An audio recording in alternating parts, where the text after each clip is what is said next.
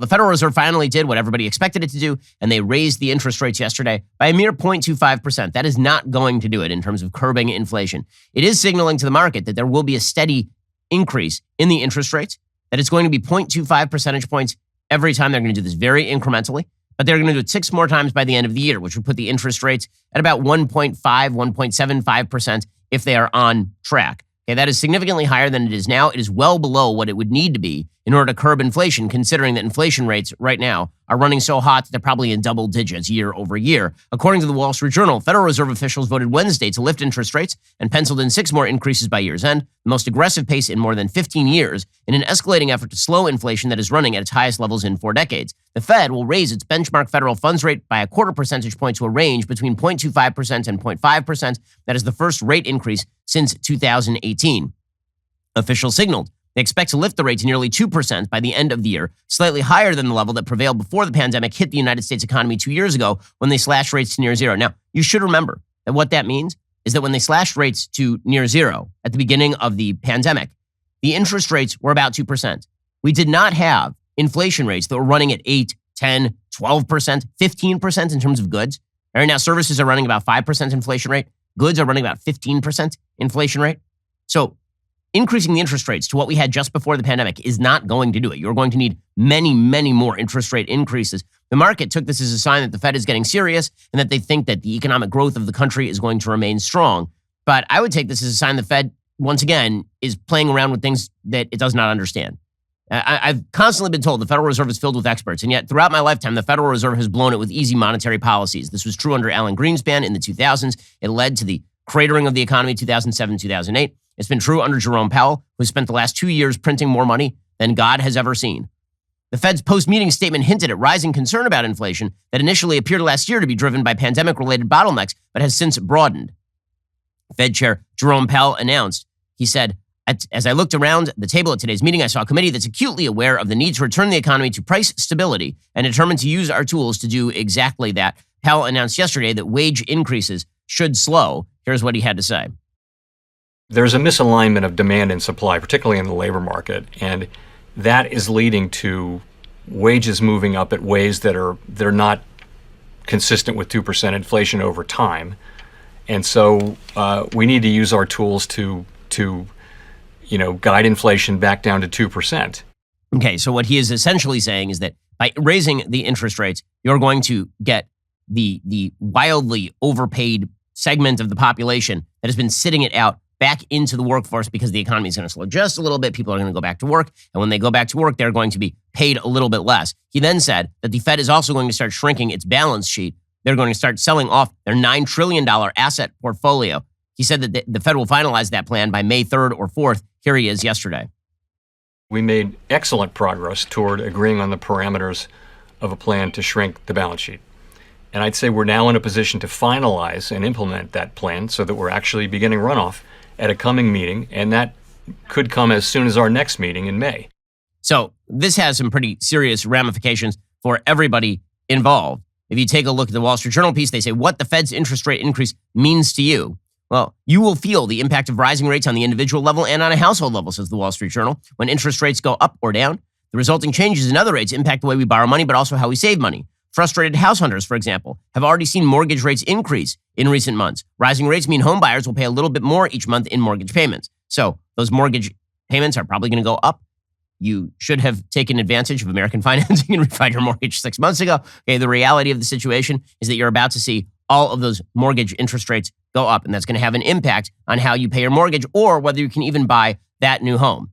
Raising the interest rate is about creating an inducement to save, said Laura Veldkamp, professor of finance and economics at Columbia University. It's basically a deterrent to consumption spending. When an economy is overheated, raising the interest rate is a way to pull back and say, I'll hold on and postpone that spending, right? Because inflation makes you want to spend. Inflation means that your savings are worth less tomorrow than they are today. So you need to spend that money before the spending is gone, basically. When you raise the interest rates, you're trying to resupply the monetary value. And what that means is that people are going to want to save rather than to spend. And that means that you're going to have a drawback in certain parts of the economy. The way mortgage prices are set is based largely on the yield of the 10-year U.S. government bond known as the Treasury note. This rate is used as a benchmark for all different types of loans, including mortgages. When the Fed raises rates, this pushes the yield on the Treasury note higher. This will, in turn, push mortgage rates higher. As the Fed has signaled higher rates, the 10-year yield has moved higher. This has, in turn, pushed the average rate on a 30-year fixed-rate mortgage to 3.85%. A year ago, it was about 3%. Meanwhile, banks have little incentive to raise interest on savings accounts. During the pandemic, Americans have been hoarding cash, leading to the highest personal savings rate since World War II and then edging down in recent months. Carolyn Folan, professor of economics at Emory University, she says the traditional view is that rising interest rates helps savers, but most people who are savvy are in a broad range of assets. For your average person who just has their money in a savings account, you make nothing. The interest rates offered on savings account and many certificates of deposit often move with the Fed funds rate. According to the FDIC, the average annual percentage yield on a one-year CD is 0.14%. Goldman Sachs Group's Marcus account is offering 0.50%.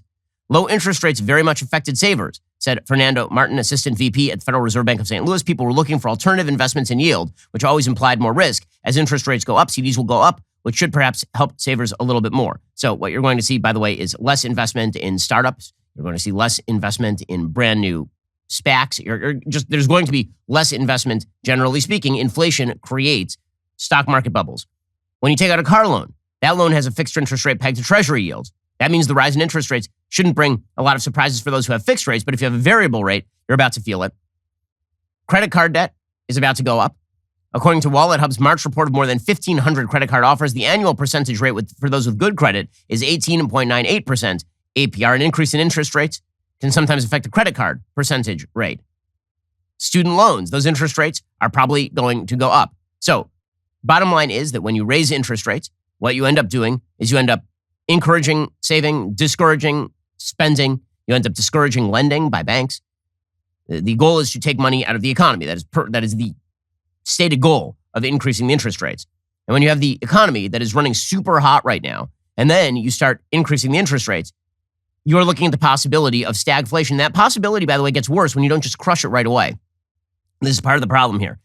You see that Jerome Powell and the Federal Reserve, they're attempting a sort of lukewarm policy here, where they gradually and slowly increase the interest rates the way that we did in 2004 to 2006 when we had 17 straight quarters where you had an interest rate increase. The difference is that 2004 to 2006 was not seeing inflation, 40-year inflation waves. I mean, this is a 40-year inflation wave that we are seeing right now, and it's likely to continue to be bad, not just because of the Russia-Ukraine war, but because we have manufacturing shutdowns in China from the new wave of COVID. Something like over 1% of the entire South Korean population tested positive for COVID in the last couple of days. So COVID is not through with the manufacturing chains. You're starting to see the global economy separating off into spheres of interest, as opposed to the globalized economy we have been used to since the end of the Cold War. Well, all of this spells inflation in products and services in terms of cost. And meanwhile, the Federal Reserve is not doing enough to tamp down those interest rates, to ramp up the interest rates to tamp down the inflation. They're not doing enough for that. Instead, they're just doing it really slowly in the hopes that it won't cause a recession. What that's likely to lead to is longer-term inflation, which leads to stagflation.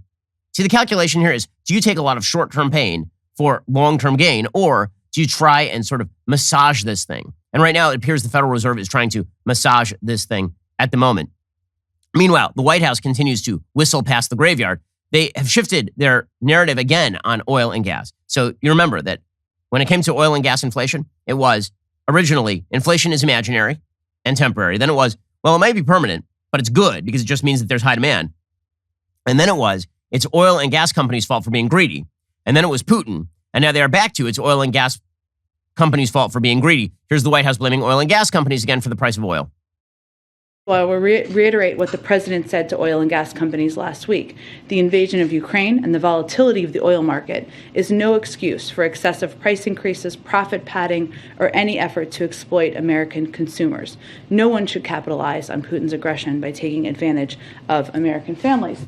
Oh, yeah, that's what's happening here. They just got greedy. They got super duper duper greedy. Okay, so the reason that I point this out is because what this says is they are not shifting their approach at all. Their approach is the same as it was 6 weeks ago or 2 months ago or 6 months ago, which means that the economic policy pursued by this administration is going to be very, very hard on business. It's going to be very easy on useless businesses that require massive government subsidies. It's going to be subsidies all the way down for all of their union buddies. None of this spells a future of serious growth. Now, as I've said before on this program, in the mid to long term, I'm less worried about inflation than I am about economic stagnation, because I think that the conditions for innovation in this country are getting worse and worse under the Biden administration. Regulations are getting worse. They keep threatening higher taxes. They keep threatening more subsidies for the least productive industries. That is a recipe for European-style stagnation, economically speaking.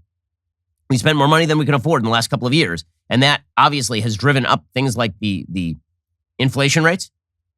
But as we tamp those down, that just means, by the way, as we raise the interest rates, what that really means also is that we're going to have to pay back more on our national debt. We've trapped ourselves here. We're at a very perilous moment here, and we are not taking our medicine. We are instead attempting to, again, sort of take the easy path of least resistance.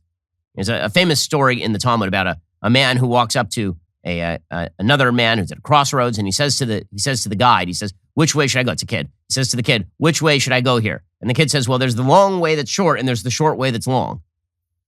And the guy says, "Oh, I'll take the short way that's long." So he goes on the short way that's long, and it turns out that the short way that's long is filled with thickets and brambles and blockages, and he can't get through. He goes back. He says, "Well, I see what you meant now. What you meant is that the long way that's short is a longer road, but you get there more quickly because there are fewer obstacles." And now it seems as though the Federal Reserve is determined to take the short way that is long, right? The easy solution that is not a solution at all. And I have serious doubts as to whether the interest rate increases that they've announced yesterday are actually going to handle this job. Again, the Democrats, there are two aspects of the American economy. There's economic policy and there's fiscal policy. Fiscal policy is set by the Federal Reserve. They're doing it wrong. Economic policy is being set by the White House, and they're doing it wrong as well. This is why Jennifer Granholm yesterday, in the middle of a price spike on gas, she's once again saying this is a moment to transition to green energy. No, this is exactly the wrong moment to transition to green energy. You dope. The reduction of supply of natural gas and oil from Russia creates a moment that we should be acting. I mean, we heard President Zelensky. We do not want to see any country that is held hostage to Vladimir Putin. And this is a moment for Congress to be able to act. These people are out of their mind. They're out of their mind. They look at President Zelensky talking about what's going on in Ukraine, and their first move is, what if we cut ourselves off further from natural gas and oil, meaning that we're going to make ourselves more dependent on foreign natural gas and oil? It's just stupidity. So we are on a perilous economic front right now. Very, very perilous. Like many economists think we're going to slide into recession over the course of the next few months.